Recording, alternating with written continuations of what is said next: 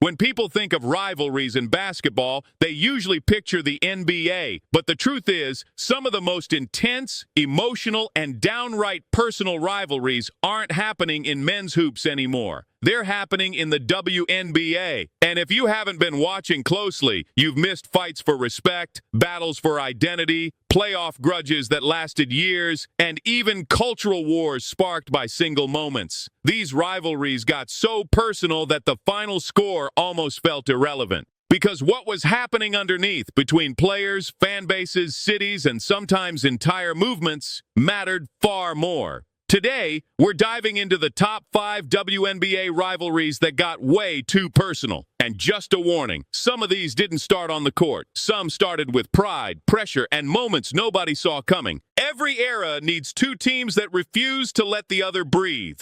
And in modern WNBA history, no rivalry feels more like a heavyweight title fight than the one between the New York Liberty and the Las Vegas Aces.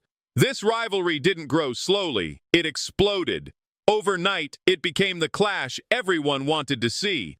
Two super teams built like movie scripts, stacked rosters, MVP-level talent, generational scorers, and just enough ego on both sides to guarantee someone walks away angry. The Aces were the standard, dominant, disciplined, coached with a military-grade mindset. New York was the rebellion, flashy, emotional, unpredictable, full of players who thrived in chaos and embraced the bright lights energy of the city that never sleeps. What made it personal wasn't just the talent, it was the tone. Trash talk between fan bases, cryptic comments in interviews, subtle jabs on social media. Aces fans claimed New York was all hype.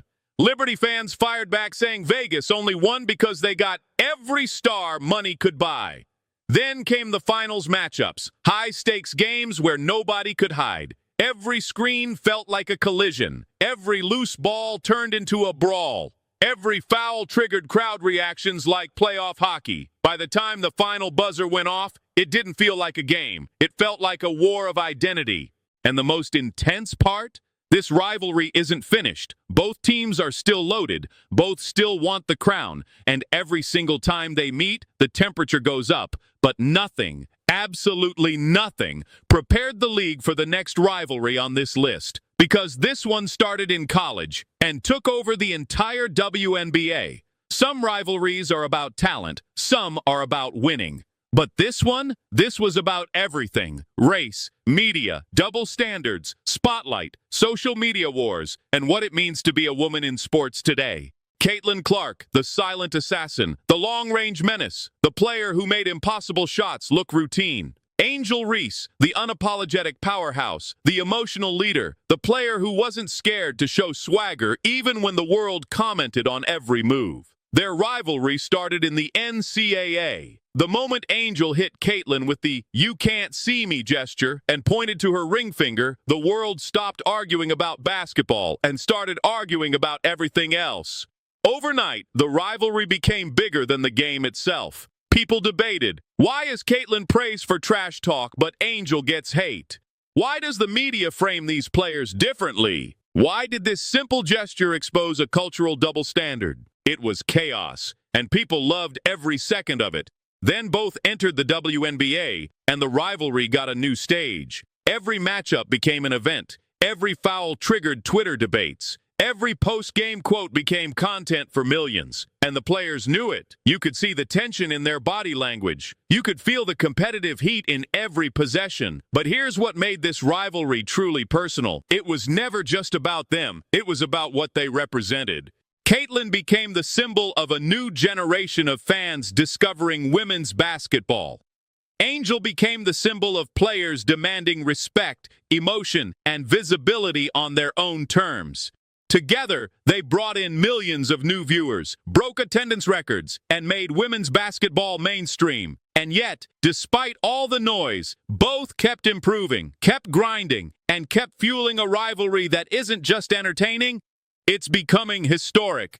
But if you think that's intense, the next rivalry predates both of them and is built on playoff grudges that lasted for years. Before social media, before viral clips, before the WNBA became a mainstream headline.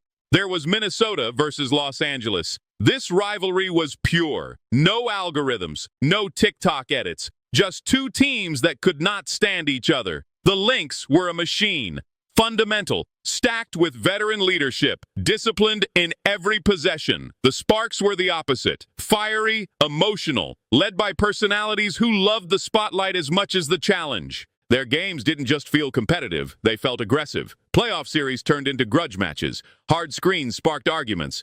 Fouls turned into stare-downs. And every time they met, there was the unspoken question, who wants this more? The players didn't hide the tension. Post-game comments were sharp. Interviews were loaded with hints. Even the coaches shared frost-cold energy during handshakes. This rivalry became the WNBA's version of a heavyweight trilogy. Multiple finals, multiple heartbreaks, multiple moments that fans still talk about a decade later. And unlike today's rivalries that blow up online, this one spread by word of mouth. Fans felt it, players lived it, and everyone knew when Minnesota met LA, something intense was going to happen. But the league didn't stay in the past for long, because soon a new generation came in, young stars who weren't interested in waiting their turn. And that's where the next rivalry formed. Every era eventually resets. Veterans retire, legends step back, and suddenly there's space for bold new stars who see opportunity and grab it immediately. But when multiple new players emerge at the same time, something explosive happens. This rivalry isn't between two specific teams, it's between a generation. The new wave of players didn't come to learn from the vets. They came to take over. Players with huge social media followings.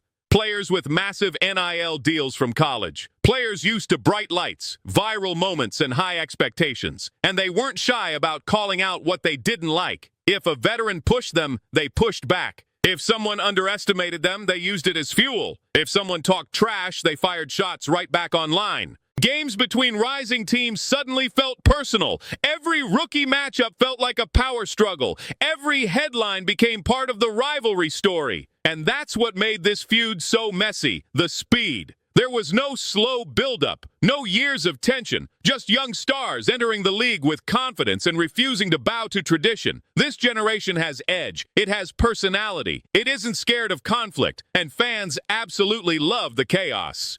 But all of this leads to the final rivalry, the one that crossed lines, made headlines, and rewrote what it means for competition to get too personal. Some rivalries grow from bad blood, some grow from competition, but this one grew from history, the kind of past that makes the air electric whenever the players share the same court. We're talking about the rivalries where players had real off-court tension long before the cameras turned on. Sometimes it came from college battles, sometimes from old teammates turned enemies, sometimes from personal conflict spilling into public view. This rivalry had everything. Subtle shade in interviews, unfollowed accounts on Instagram, suspicious quotes that fans dissected for days, moments where players refused to shake hands, moments where hard fouls felt a little too intentional.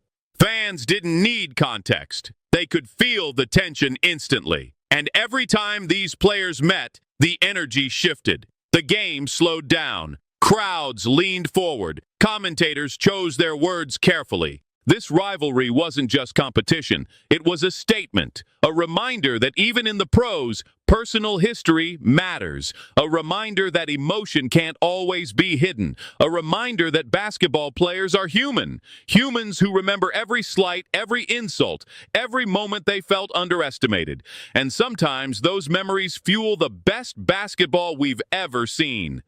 Rivalries are the heartbeat of sports. They give fans something to argue about. They give games meaning beyond the scoreboard. They turn ordinary matchups into events. But WNBA rivalries, they're different. They're raw, they're emotional, they're driven by identity, culture, pride, and visibility. Some started with gestures, some started with battles for championships, some started with generational shifts, some started with personal history. But all 5 rivalries on this list share one thing. They made the WNBA bigger, louder, and more unforgettable. And the best part, the story isn't finished. These rivalries are still alive. New ones are forming. And the next chapter is going to be even more explosive. Which rivalry do you think got the most personal? Drop it in the comments, because the debate might be even louder than the games.